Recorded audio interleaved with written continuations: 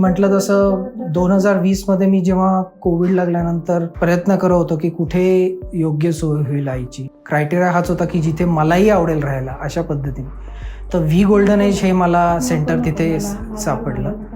आणि मी इथे आल्यानंतर जेव्हा एंट्री केली तेव्हा आल्याच माझा निर्णय झाला होता की this is the best centre available.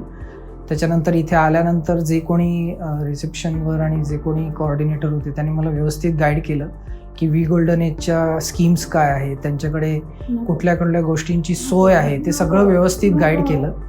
आणि सुरुवातीला एक टेम्पररी अरेंजमेंट म्हणून तुम्ही करून बघा, त्याच्यानंतर लॉंग टर्मचा विचार करा, ही सगळी फ्लेक्सिबिलिटी त्यांच्याकडे होती. सो म्हणून मग मी ultimately V golden age final केलं. माझ्या कोथरूडपासून हे थोडंसं लांब पडतं, पण अदरवाईज रस्ता पण कन्व्हिनियंट आहे, बाकी तसा काही प्रॉब्लेम नाही.